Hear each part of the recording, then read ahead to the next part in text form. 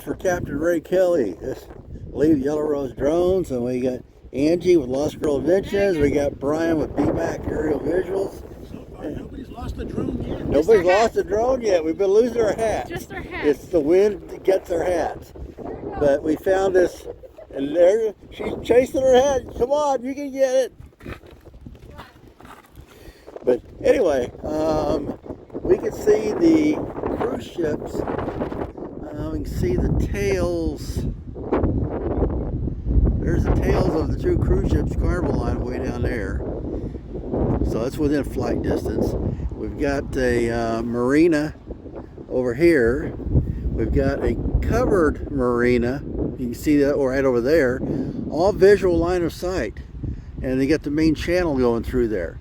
So if it wasn't quite so windy, I mean the wind's 25 gusting to 35, so we're kind of hesitant about how far we want to fly.